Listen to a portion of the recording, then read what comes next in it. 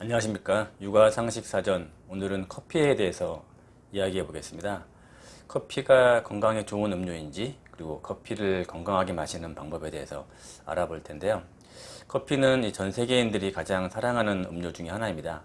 저도 습관적으로 하루에 한두 잔 이상 커피를 마시는데요. 이렇게 커피를 장기적으로 마셔도 좋을지 걱정이 되는 경우도 있습니다.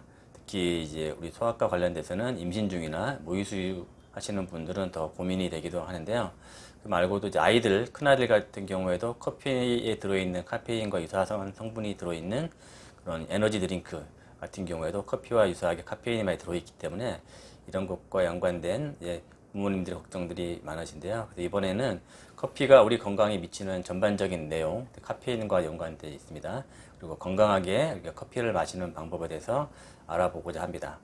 우리가 여기 육아상식 채널인 만큼 커피에 대한 전반적인 내용을 설명한 이후에 다음 방송에서는 임산부나 수유부도 수유하신 어머니께서도 커피를 마셔도 좋은지, 그리고 소아 청소년들에게 카페인이 미치는 영향은 어떠한지에 대해서 살펴보도록 하겠습니다.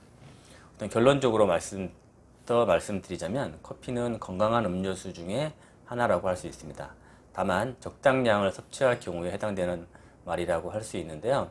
여러 연구 결과에 따르면 1991년 WHO에서는 커피를 항암 유발 가능 물질, 파스블 칼시노겐 리스트에 올려놓았었는데요. 이후 여러 연구 결과를 종합해 보면 2016년에는 서로 관계가 없다 이렇게 발표를 수정하기도 했습니다.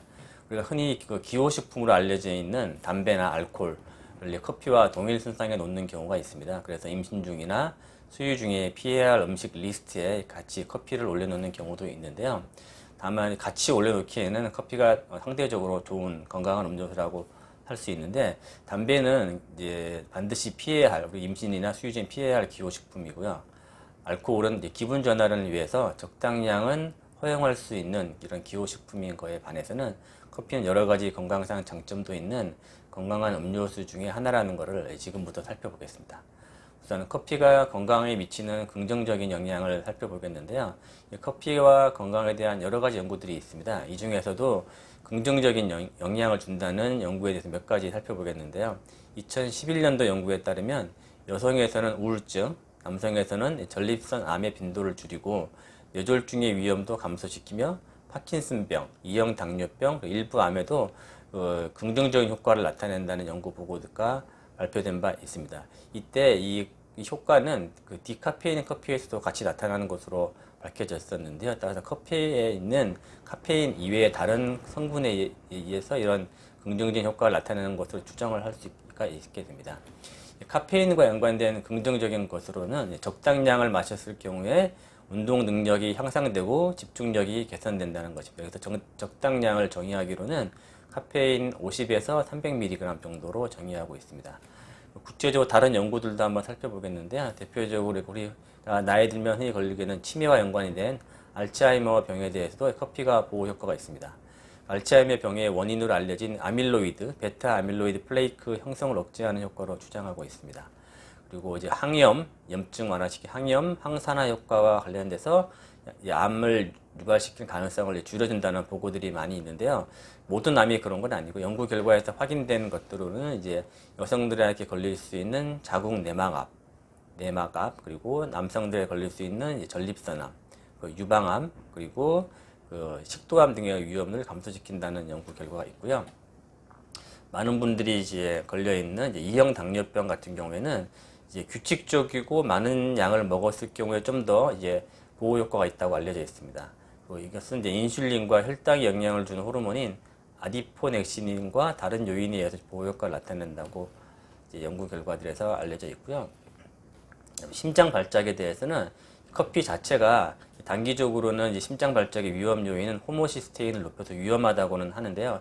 적당량을 마셨을 경우에 여기서 적당량은 하루에 한 잔 내지 세 잔을 말합니다. 마셨을 경우에 심장 발작 위험을 감소시킨다는 연구 결과가 있고, 이런 심장 발작을 감소시키는 보호 효과는 여성에서 좀 더 보호 효과가 강하다고 합니다.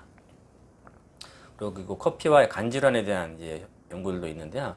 이 간세포의 염증과 손상의 지표인 간 수치, GOT, GPT 수치를 낮춰준다는 연구 결과들이 있고요. 그리고 C형 간염 치료에 대한 반응을 높인다고 연구 결과가 있습니다. 이런 간 질환과 연관된 커피의 성분으로는 카페스톨과 카윌이 있습니다. 이건 필터를 통해 걸러지는 그런 성분들인데 차후에 그 커피 성분에 다시 한번 설명을 드리도록 하겠습니다. 그리고 파킨슨 병에 대해서도 이제 보호 효과가 있는데 커피를 상용하는 사람들 경우 25% 정도 감소 효과가 있고요. 하지만 여성에서는 그 효과가 좀 덜하다고 합니다. 그리고 이제 뇌졸중 경우에도 이제 중중도 사용, 이제 하루 3-4잔 정도 이제 마시는 경우에 위험도를 낮춘다고 연구 결과가 있습니다. 다만 이제 불규칙적으로 커피를 마시는 경우에는 이제 가끔 이제 갑자기 안 마시다 마셨을 경우에는 그 직후에는 뇌졸중의 위험도가 증가한다는 보고도 있습니다. 이제 커피가 이제 다 좋은 것만 아니고 이제 부정적인 영향이 있을 수 있는데 우리가 부정적인 영향의 대표적인 그런 원인이 되는 게 카페인 성분이죠. 커피를 우리가 마시게 되면 단기적으로는 혈압 상승과 혈관 수축을 일으키게 됩니다. 그래서 이게 카페인과 연관이 있을 수 있는데요. 심장 질환의 지표가 되는 그런 수치가 있는데 호모시스테인이라는 수치가 있는데 이게 커피를 마시게 되면 올라오게 되고요. 그리고 단기간에 인슐린 수치를 올리기 때문에 당뇨병 관리에도 문제를 일으킬 수 있습니다. 그리고 나쁜 콜레스테롤을 알려진 LDL 콜레스테롤 수치를 커피를 마시게 되면 상승시킨다고 알려져 있고 연구 결과에도 나와 있게 됩니다. 하지만 이런 아까 말씀드렸던 그런 부정적인 효과들은 장기적으로 마시게 되면 우리 몸에 적응이 되기 때문에 이런 부정적인 효과가 희미해진다고도 합니다. 커피가 건강한 음료인지 피해야 할 음료인지 그 논쟁의 핵심은 커피의 주 성분이라고 할 수 있는 카페인에 달려져 있는데요. 이 카페인은 마약류로 알려져 있는 코카인이나 암페타민과처럼 유사한 이게 각성제 효과를 나타냅니다. 그래 머리를 이제 정신을 일깨워주는 거죠. 이런 고용량 카페인 섭취하게 되면 카페인을 고용량 섭취하게 되면 불면증이나 불안 일으킬 수 있고 심박수를 상승시켜서 혈압을 상승시킬 수 있고요. 그리고 이게 카페인이 태반을 통과하기 때문에 임산부에서는 우리가 하루 200ml 이하로 마시도록 권고하고 있기도 합니다. 그리고 명확히 밝혀진 건 아니지만 임산부가 고함량 카페인을 섭취하게 되면 유산 그리고 저체중아 출산 가능성도 제시되고 있기는 합니다. 그리고 우리가 이제 많은 사람들이 갖고 있는 만성 질환과 커피와 연관관계에 대한 연구를 한번 마지막으로 살펴볼 텐데요. 그리고 고혈압 환자들이 많죠. 고혈압 같은 경우에 평소에 커피를 잘 섭취하지 않는 사람이 카페인을 섭취하게 되면 혈압이 다소 오른다고 합니다. 하지만 습관적으로 이미 섭취하는 사람들에게는 그 영향이 미비하다고 하고요. 결론적으로 고혈압 유병률과 카페인 섭취량 사이에는 큰 연관이 없습니다. 다만 혈압이 잘 조절되지 않는 상태라면 혈압을 올릴 수 있는 카페인 섭취를 당분간 좀 줄이시거나 커피를 마시더라도 디카페인을 마시는 것을 추천합니다.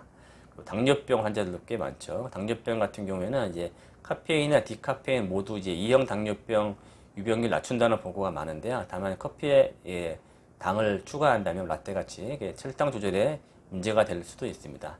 그래서 현재 혈당 조절이 잘 되지 않는 환자분들이라면 커피 섭취량을 줄이거나 디카페인으로 바꾸시고 그리고 당을 추가하지 않는 것이 좋을 것 같습니다. 다른 만성 질환에 대한 연구 결과도 조금씩만 살펴볼 텐데요. 생활 습관, 식습관, 흡연 등 다른 요인을 배제하고 카페인만으로는 이 커피와 만성질환 연관관계 판정하기 어렵다고 할 수 있습니다. 그러니까 다른 생활도 이제 불규칙적으로 하고 흡연하고 이러시는 분들이 커피 때문에 만성질환이 생겼다 볼 수는 없다는 것이죠. 다만 카페인 자체는 이제 식욕 감소, 기초 대사율을 증가시키기 때문에 2형 당뇨병 빈도를 줄인다는 효과가 있습니다. 그리고 이건 또 카페인이라 디카페인 모두 동일한 효과가 나타나기 때문에 아까 말씀드렸다시피 커피 안에 있는 다른 성분에 대해서 이런 정점이 나타난다 볼 수가 있고요. 그리고 당이 추가된 경우에는 체중 증가 등 이유로 당뇨병의 빈도를 늘릴 수 있는 이런 이제 장단점이 있을 수 있습니다. 카페인도 인슐린 감수성을 낮춰주지만 장기간 복용 시에는 영향이 줄어든다고 알려져 있고요. 그리고 커피 섭취가 담석증, 담낭암의 빈도를 줄인다고 합니다. 이거는 카페인이 디카페인보다 효과적이라고 하고요. 그리고 커피는 또 신장 결석의 빈도를 줄인다고 하고 하는데 이런 신장 결석에 관해서는 카페인, 디카페인 모두 효과적이라고 합니다. 그리고 카페인 섭취했을 경우에는 파킨슨병의 빈도를 감소시키는데 이것은 디카페인과는 또 무관하다고 합니다. 그리고 카페인 섭취는 우울증, 자살 빈도를 줄인다고 연구 결과가 있고요. 마지막으로 커피 섭취와 알츠하이머병 빈도 자체는 큰 연관이 없다고 합니다. 이상 우선 커피 전반적인 내용에 대해서 살펴보았습니다. 다음번에 추가적인 내용에 대해서는 이제 커피 성분에 대해서도 설명을 드리겠고, 임산부 수유하신 분들이 커피를 마셔도 좋은지, 그리고 이제 소아 청소년들한테 미치는 영향은 어떠한지에 대해서 순차적으로 살펴보겠습니다. 감사합니다.